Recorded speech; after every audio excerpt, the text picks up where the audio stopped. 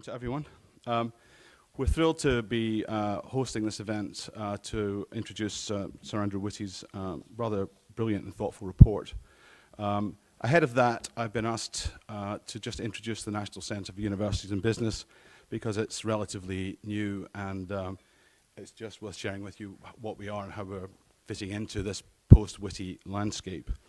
We're about 6 months old. We're kind of focused in on things which are run like a stick of rock through the Witty report, which is that the vision for the National Centre for University and Business is to increase the prosperity and well-being of the UK through world-leading business and university collaboration. We thought long and hard about that term prosperity as a substitute for growth. And again, you'll see in the Witty report that Sir Andrew talks about sustainable growth. And so by prosperity, we thought hard about the idea of healthy growth, which is a concept I think universities are very comfortable with. And that's gone down, I think, well in terms of the collaboration. In terms of the mission, and I know mission has become a very emptied word because it's just become too associated with not very effective marketing. But I still think that sense of mission in an organization like ours is incredibly important. It's a kind of why are you here, what purpose do you serve, what journey are you on? And the journey for us is this focus on effective collaboration to nurture the right talent, innovation, and expertise for the UK's future growth and prosperity. Again, we use the word talent rather than just skills, because of course skills are only one part of what makes a person whole. And universities have always had a mission to produce the rounded person, and it's deep in the DNA of the university system. And of course, businesses hire, promote, and develop talent, not just sets of skills. So we're focused on a rounded sense of how you develop people through the university system and indeed through the school system and out into businesses. And then finally, and I think those of you in the room who've been doing this for a long time will be thrilled to know that we aim not to duplicate anybody. We're not here to replace, we're not here to substitute for, we're here to build on and integrate and communicate best practice. I keep saying to everyone, the only skin we have got in the game is to increase the quality of cooperation. So we're not here to substitute anything. Although we're only 6 months old, we're built on the back of the Council for Industry and Higher Education.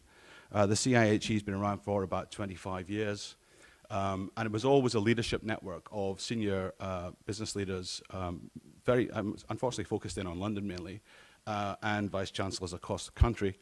But it was always effective at networking those two groups together. So when Sir Tim Wilson, former Vice-Chancellor of Hertfordshire, and actually a former board member of the CIHE, did his review of business-university collaboration. He asked that we develop our structure and infrastructure to become an independent subscription-based charity, to become the focus for information on business-university collaboration. As Tim made that recommendation, our board accepted it, and indeed the CIHE brand no longer exists. It's now entirely the National Centre for University and Business. But we also said, why don't we take on a deeper role inside the system?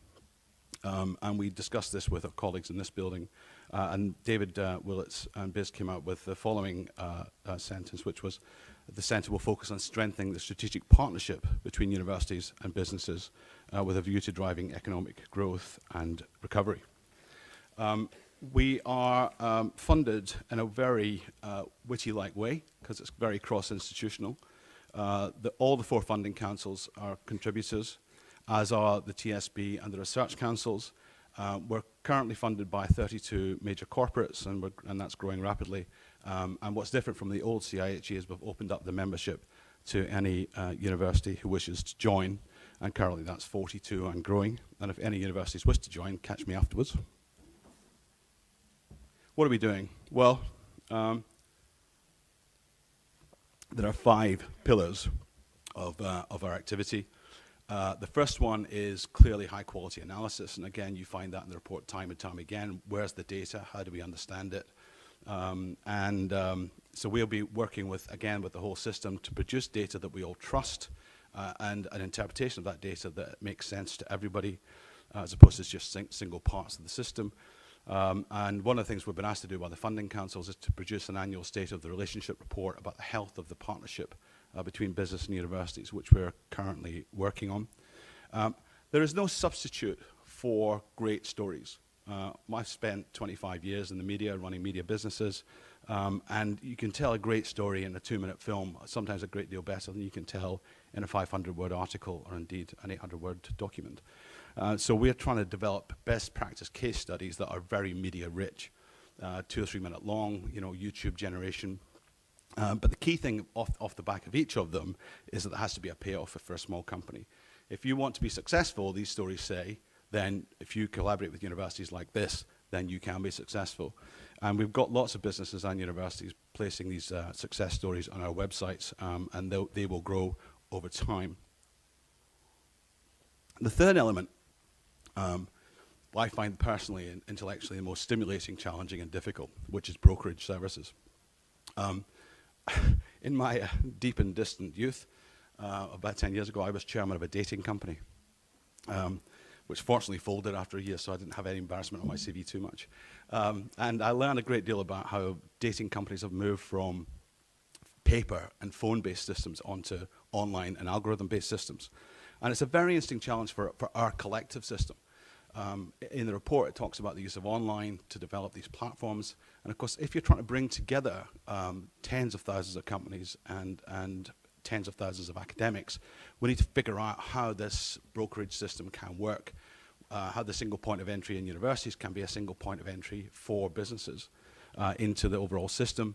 Indeed, when David Willits launched the National Centre, he said that there has to be a point where if you're a small company, you need a kind of triage moment, then you need the National Centre to be part of that. Now again, that's not to replace anybody, that's not to substitute for anyone, it's to aggregate and develop what people are doing already. But that's not to substitute for face-to-face brokerage. We've just come off the back of a project called the Brighton Fuse, 3,500 companies in Brighton, both universities in Brighton, which comes out with actually a rather brilliant set of conclusions around the fact that arts and humanities graduates are driving companies in Brighton that are growing 10, 15, 20% per annum because they're integrated with technology companies. So figuring out how you do face-to-face brokerage is as important as the online work, but the online work is absolutely fundamental, and it's a systems-wide thing that we're working on with the research councils, the TSB, the funding councils, and individual universities. The fourth pillar is action. We don't believe in just producing reports or just doing brokerage. I mean, when we come together, we can actually make a difference as a system, and we're happy at the middle of collaborating on that. And a good example of that is the London Creative and Digital Fusion project, where we are brokering a relationship between 1,000 small creative and digital companies in London and most of the universities. But also where we're working with schools on the National Schools Engineering Prize for Girls. We've got 200 schools signed up to that already, in order to get more girls to do physics, so that more women can go into manufacturing and engineering through university degree courses. So very action-oriented. And then finally, another theme in Sir Andrew's report is selling the UK to the rest of the world, making all this fantastic work of the UK's innovation system available to other companies. We are the most open innovation system in the world. We have most of the investment coming from boardrooms outside the UK into our system, more than any other innovation system in the world. That's a testament to the strength of our system. But also there's an indicator of the dangers to it. If our innovation system weakens in any way, then that money can go anywhere it wants. So we have to carry on evangelizing and telling the best stories about the UK to the rest of the world. Although we've moved on from the old CIHE model, we are still very focused on what the membership is doing. And indeed what we've done, this is our new webpage which launches in the next couple of days, is figured out how to work with the membership. So instead of just having the name above the door, what we'd said to each individual business member, and this is an example of BT Group, that not only do we want to see the corporate member, which is in this case Gavin Patterson, we also want to see what their graduate recruitment program is. We want to see what they're working on in terms of innovation and development. And it's this issue of trying to figure out how you get more and more transparent. So each of the universities on our council will also deliver pages like this. So these will be, if you're a small company and you want to get in and see what, say, the University of Oxford is up to, or Warwick University, then you'll come into these members' pages and have very clear online points of entry.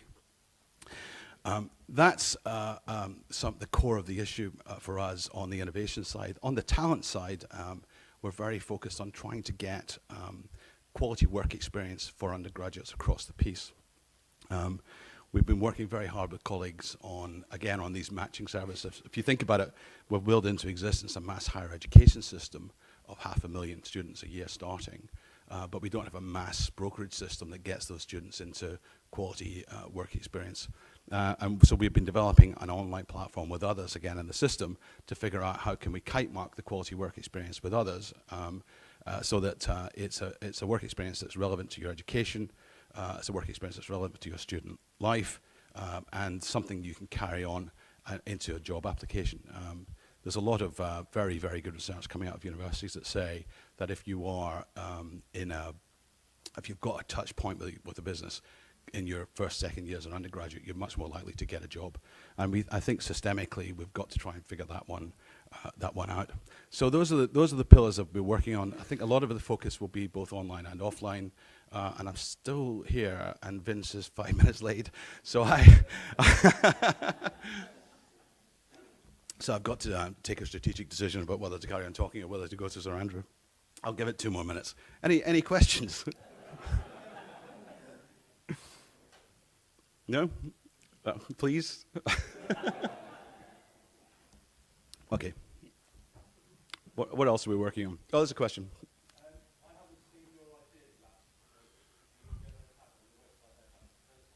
Yeah. So obviously, as we develop lots of case studies and lots of insight into how people work together, we're producing insight reports and short impact reports and so on. So the Ideas Lab is that people can come into that and actually work with it, develop it. It's kind of like a wiki in some ways. It's going to be a place where people who got an idea want to come and work with us on developing that idea online or indeed offline. Because it feels to me that that's, again, if you're trying to build a network effect, the monopoly of wisdom doesn't sit in my office, it sits out in the network. I often talk about network centers or centered networks, the idea that the National Centre for University and Business exists in this room, it doesn't exist in my office. So we're looking to the Ideas Lab as a generator of activity in that space. Any other questions? Just to say that we are working with a bunch of groups, including the Association of Business Schools and Projects and the TSB. So it is the core issue of how do we bring the whole system together. It's quite often when you get launches of a centre like this, it tries to become the centre of activity, which I think is the wrong metaphor in a networked age. We are not the centre of activity. We can be the hub of activity, but not its centre. Now, I think at that point, I might have to throw to the author of the report, Sir Andrew Witty, for his presentation. Thank you.